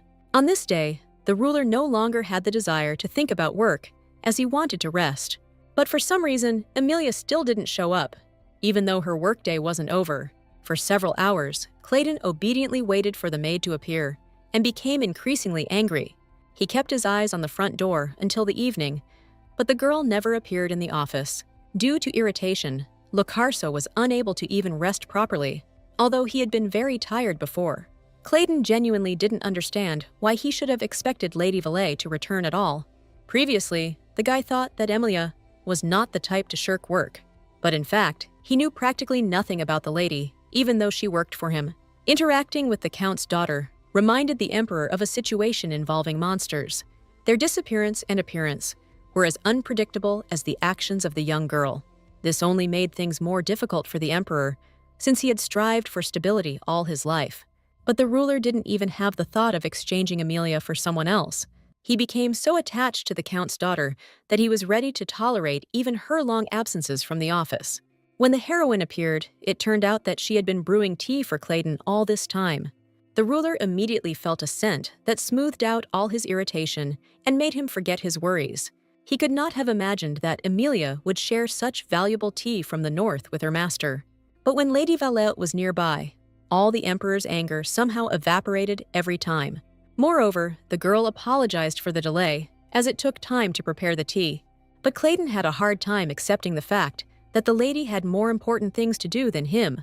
Seeing the deterioration of the gentleman's condition, the heroine experienced genuine anxiety and fear. From the very beginning, she tried to do everything to ensure that Locarso did not have any health problems. But Claydon always denied that he was also subject to illness, like all ordinary people, while Lady Valais believed that anyone was capable of falling ill at the wrong time. As soon as Miss mentioned this, Claydon reminded her that he had destroyed a whole bunch of monsters with his own hands, so the mere thought of his weakness caused so much anger in the guy that he could not restrain himself. But for some reason, He wanted to continue receiving care from Amelia, so the guy hid his irritation. Naturally, the ruler demanded a story from the lady about where she had been all this time. It turned out that Amelia had studied all the information about the cave in the Imperial Library. This is how she was able to find out that it only took one blow to blow up that area. The heroine herself felt awkward, because she had interfered in complex imperial affairs without permission. It was unclear from Claydon's face how angry he was that Valet had violated the boundaries. Out of fear and anxiety, Amelia wanted to leave the office as quickly as possible, but the Emperor did not allow her to do so. The whole point was that in the face of the Count's daughter, Claydon saw salvation, because she found a way out of the situation. If Valet was right, then Locarso could figure out the cave even without the help of the aristocrats. This would have been real happiness for the Emperor, if only the girl's face had not been so sad. In this situation, Claydon was only concerned about why the Count's daughter had decided to help him at all. It turned out that Amelia supported the ruler's decision to fight the monsters from the very beginning. Claydon was pleased to know that the girl was on his side even in this situation, so he didn't blame her for the fact that Amelia didn't want to tell anyone about her wise suggestions. Lately, Locarso had barely let even Rune near him, even though he was a famous aristocrat, so anger and envy could fall precisely on Lady Valet, who was closest to the ruler. The boy knew that the aristocrats were planning to force the northern lands to pay an exorbitant tribute, so Amelia was interested in finding salvation for her beloved family. Ideally, it was the Emperor who should have found a solution that would save the country's remote lands. But in the end, Claydon failed to do this, which made him feel an incomprehensible sadness inside. It was for this reason that the Emperor was unable to respond to the maid's greetings. But Amelia attributed everything to the fact that the ruler began to treat her worse because of the interference. However, the lady did not regret it, because she could not remain silent when she was able to help in any way. It wasn't just the heroine's desire to protect her family, although that was part of her anxiety, but Lady Valet was much more worried about the monster people perceived Claydon as. While the miss managed to make sure that there was a lot of kindness and caring in the guy, that's why the girl was so eager to achieve forgiveness, so that there would be no more awkwardness. But Amelia did not take into account the fact that the Emperor's inner pain could be too serious. Panic spread through Lady Valet's body when she realized that Claydon did not want to see her. Locarso couldn't admit to his assistant that he had a reason for behaving this way towards her. Instead, he was forced to offend Amelia, and he hated himself when he saw the girl's face.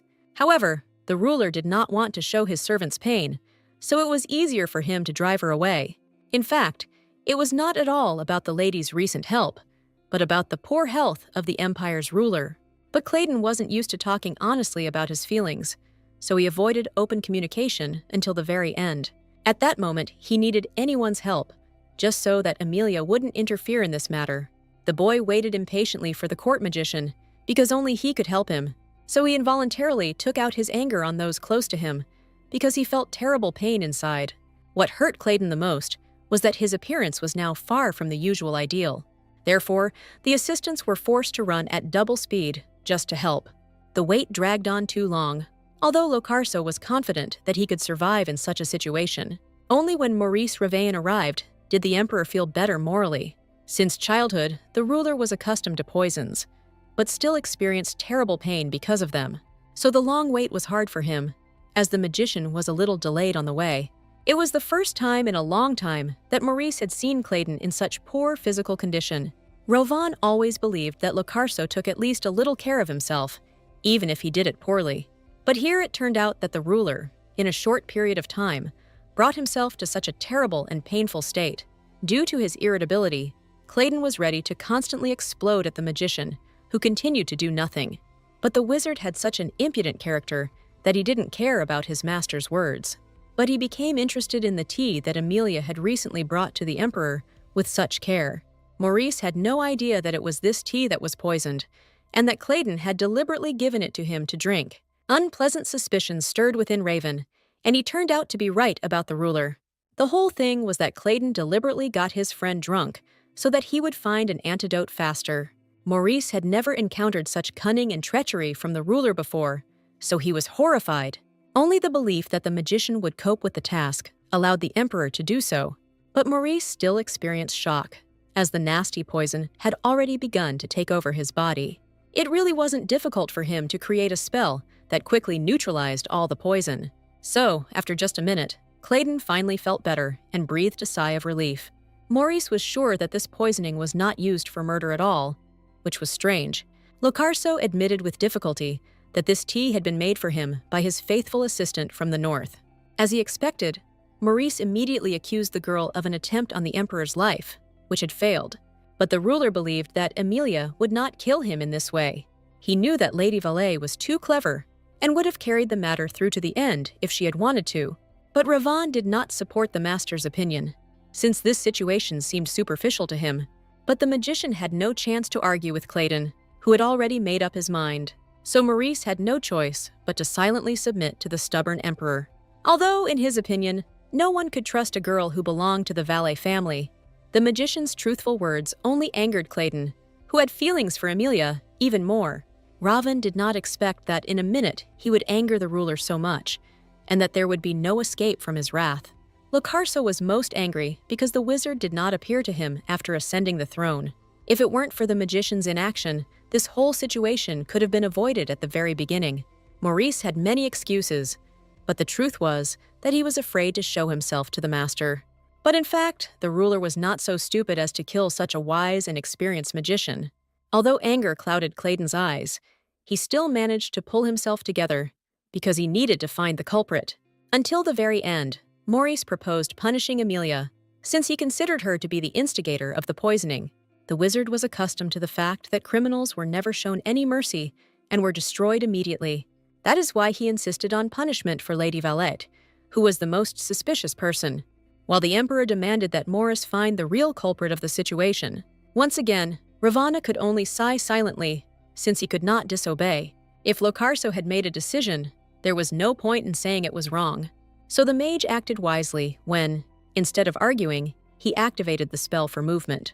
He was only interested in what would happen if the culprit turned out to be one of the opposing families.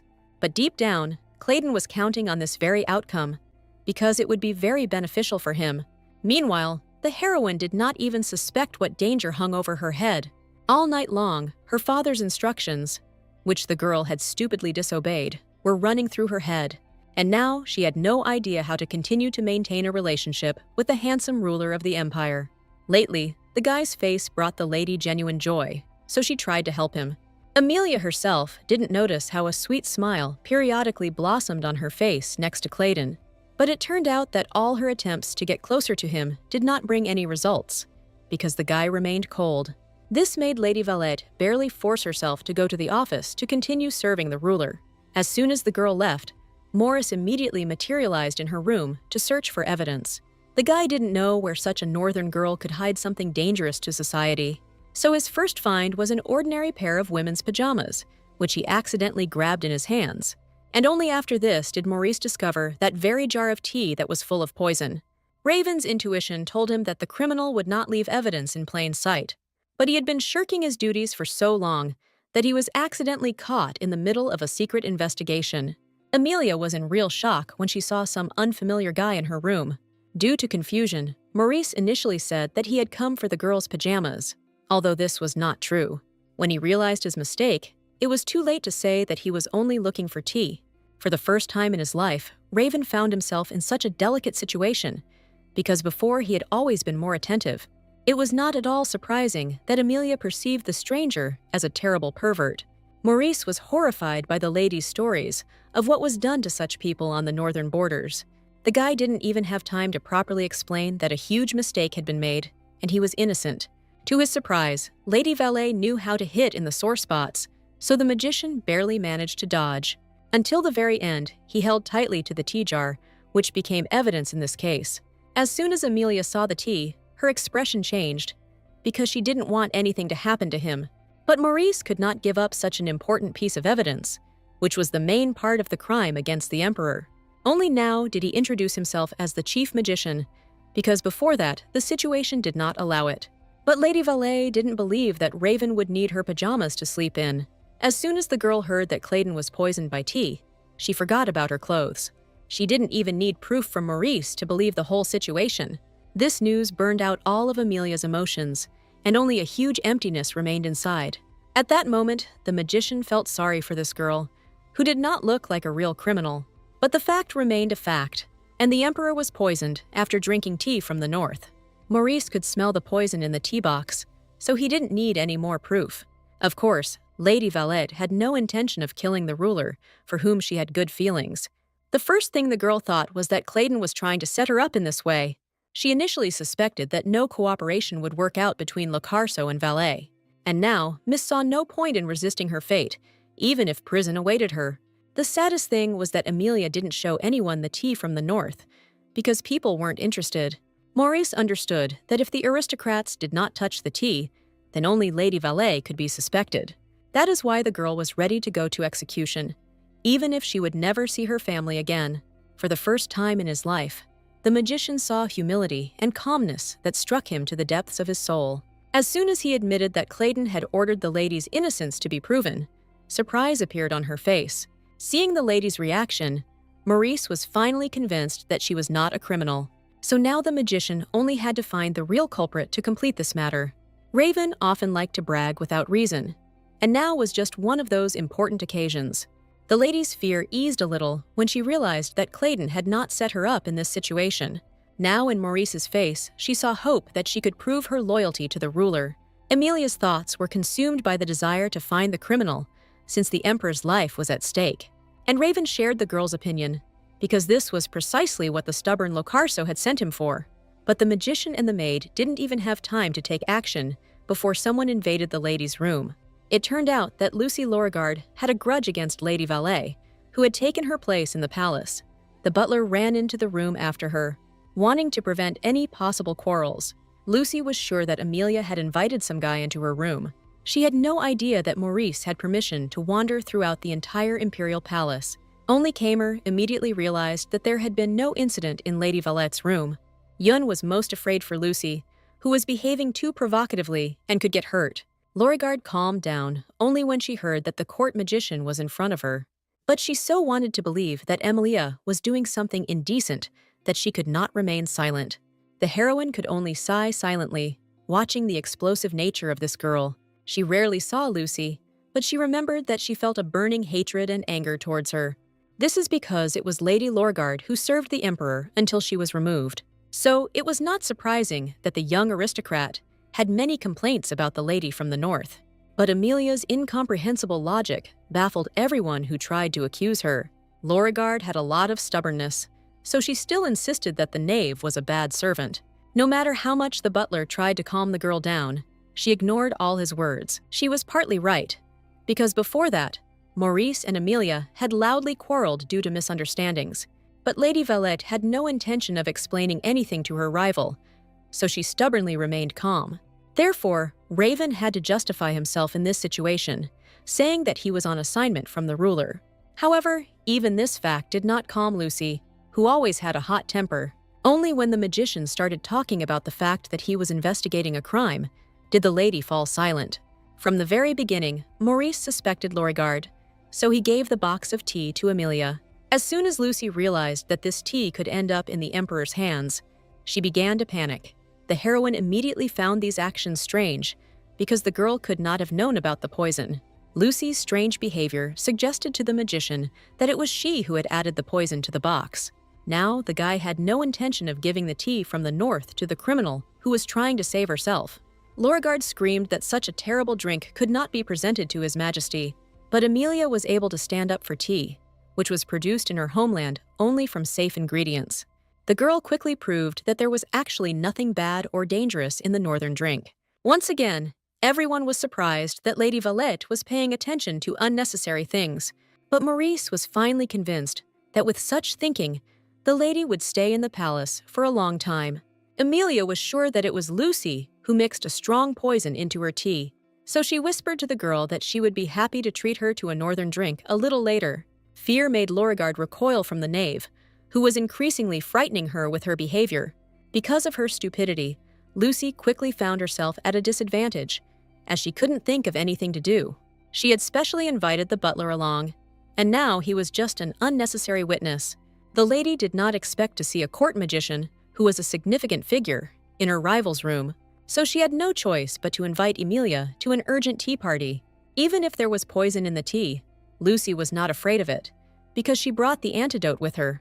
But Jack will probably get sick, since Lorgard will not share the saving potion against the poison.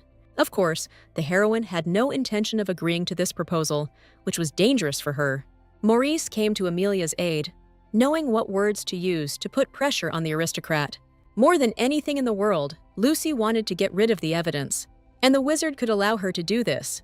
Hope appeared in the girl's eyes when Raven promised to give her the box of tea. Since the investigation had already been carried out, the magician no longer needed any evidence. Only Amelia was worried that Lucy tried to poison her and harmed the emperor. Inside the girl, everything burned with the desire to achieve justice so that no one else would suffer. But her father's words were deeply imprinted on Lady Valet's memory, so she could not bring herself to speak. Until now, returning home had been a priority for the heroine, no matter how disgusting it made her feel.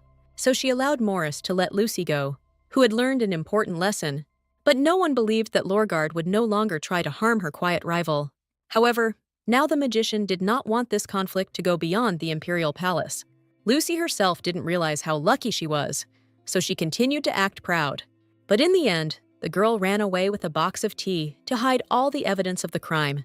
Only after this did everyone breathe a sigh of relief, as the young aristocrat was hard to bear. Raven was amazed at how Kamer handled his job, which consisted of such small details. Neither Emilia nor Maurice ever told the butler what exactly happened in the room. Yun was smart enough not to ask any more questions on this sensitive topic. Only now did he remember that Emilia had been called to talk by Clenil's assistant. Only this man has survived under the Emperor's watchful eye, helping him. Everyone agreed that Heinz was worthy of respect, although he did not always come to the right conclusions. After all this incident, the magician had only one question left for the young girl. It turned out that Emilia had returned to the room to write her resignation letter. Maurice could not have imagined that the reason for Lady Valet's return was so sad. The whole point was that the heroine believed that she had ruined all relations with the Emperor. Her heart still broke with pain when she remembered how Claydon had driven her away. The more the magician watched the girl, the more questions her logic raised in him. Amelia's thoughts were elusive and incomprehensible to people who had never lived in the north. But the girl was just trying to remain an inconspicuous person in the imperial palace. But with her advice, she put herself above Claydon, which made her feel guilty. That's why Lady Valet wanted to make things right by asking for forgiveness and dismissal. But she didn't expect that Maurice would suddenly forbid her to appear in the ruler's office today. In fact, the magician believed that the girl needed to rest after everything that had happened. But Lady Valet was one of those people who could not ignore unpleasant circumstances. Only now did Raven realize that the poison situation was too serious for Amelia. Everything inside the lady burned with the desire to ask for forgiveness, even if she was not to blame. But the magician knew that thoughts about Claydon's weakness would cause irritation and anger within him. It was in Locarso's nature to pretend that the poison had not actually harmed him. Amelia had little understanding of the people who had always lived in the center of the empire, so she was surprised. Only now did the lady realize that yesterday the ruler had been suffering from terrible poisoning all the time. So his angry reaction was caused by pain, not by deep hatred towards her. This made the girl feel a little better, because everything wasn't as scary as she thought. Maurice's words gave Lady Valet hope that nothing had changed between her and Claydon, so she didn't need anything else. And even Lucy's punishment didn't seem important now. The amount of kindness and nobility in the lady amazed Maurice, who rarely encountered such qualities. At this point, the guy had to say goodbye, so as not to reveal his emotions towards the lovely girl. He still wanted her to give herself time to rest and not worry about what happened anymore. But what happened just for one night still didn't fit into Amelia's head, that she wasn't ready. She could hardly believe that Claydon had personally come to her defense, no matter what. So the lady remembered the butler's request to come to Clenel only at the very last moment. As soon as the emperor felt better, he immediately returned to his work. Therefore, by the time the magician returned, Locarso had a lot of time to talk with him. Although Maurice remained loyal to the ruler, he refused to take on too difficult work. Raven always preferred to make do with small sacrifices, so as to have to do practically nothing. But this time, he brought useful information to Claydon, because he found out a lot about Amelia. The magician was sure that the girl had no fiancé, and her heart was full of pure thoughts. It was no surprise that Locarso was angry with his assistant for conducting further investigation. But Maurice was not afraid of punishment, because this information was useful for the young ruler.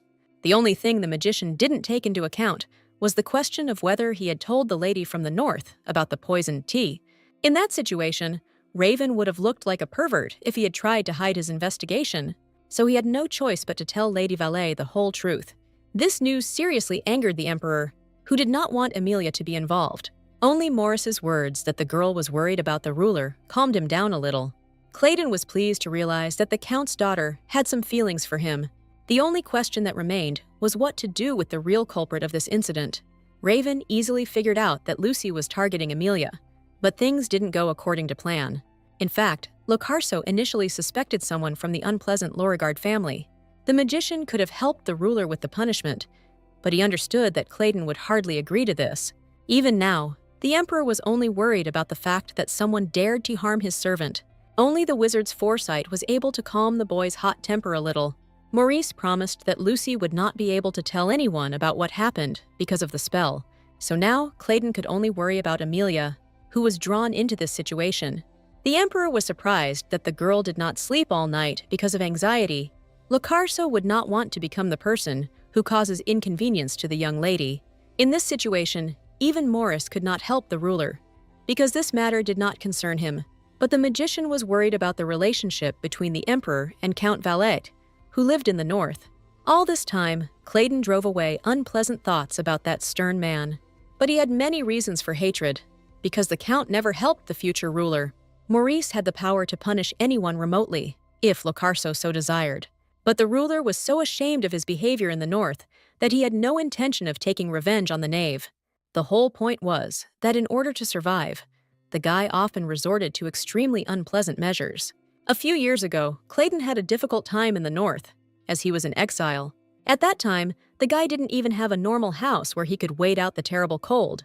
So soon the young man was forced to turn to the count for help in asking for clothes. But the knave could not tolerate the heir's arrogant attitude, so he cruelly drove him away. But Claydon hoped that any house in the north would be ready to help him.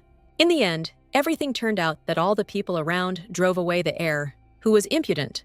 At that moment, the prince did not know how to ask politely, and therefore received refusals from everywhere.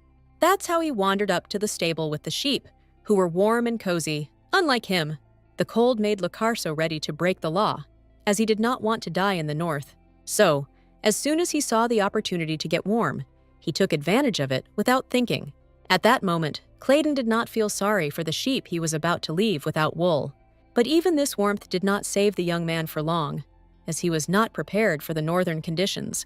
He managed to arrange a small dwelling for himself, but it was so different from the conditions of the palace.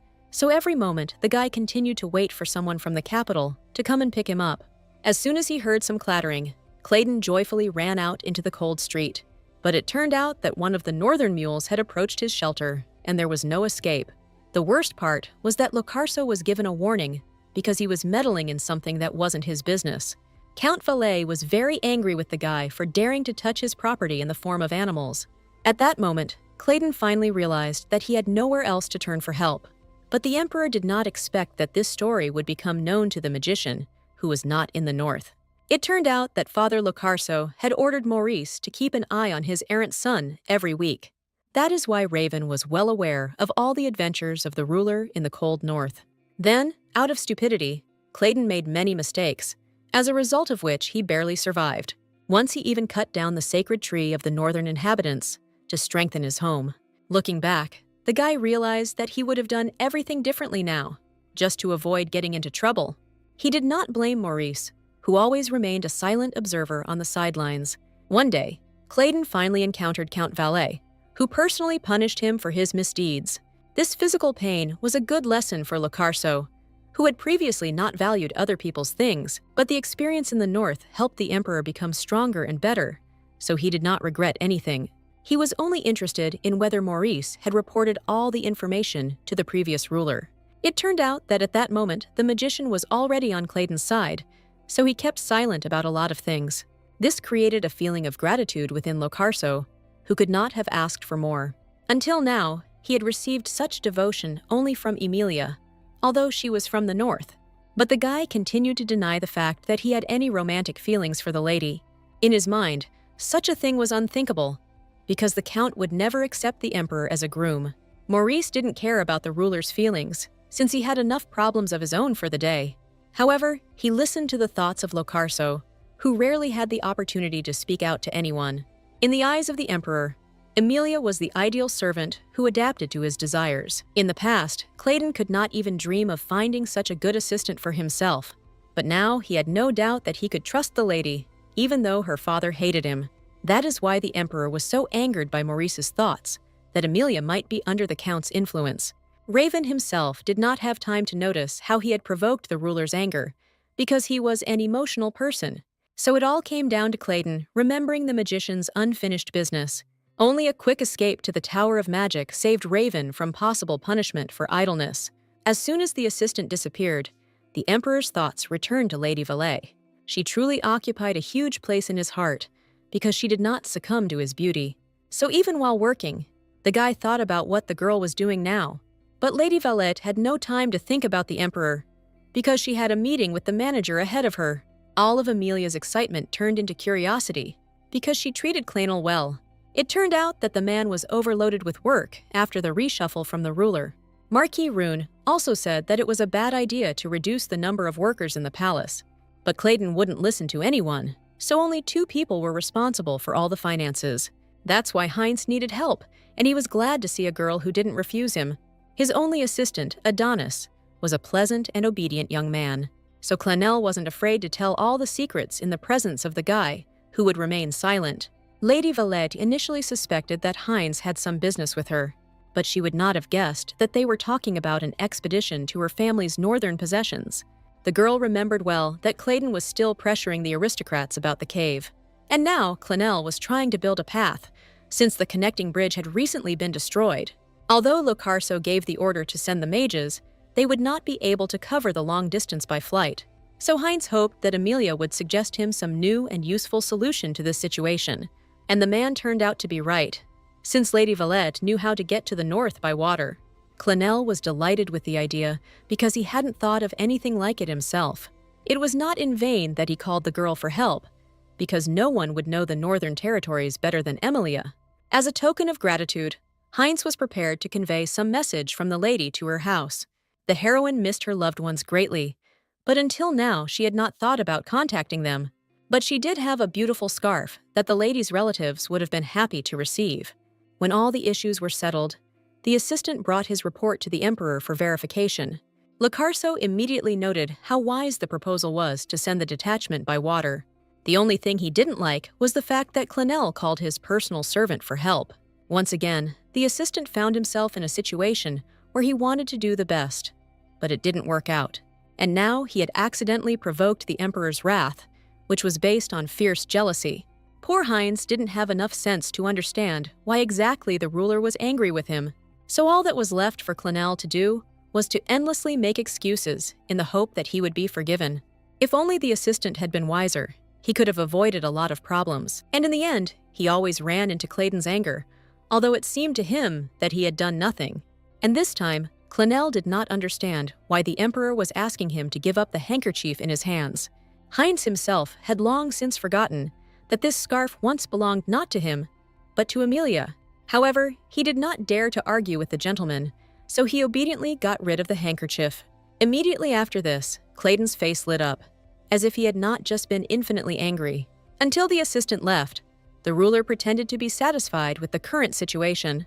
But in reality, jealousy was gnawing at him inside, because he decided that Lady Valet had a lover.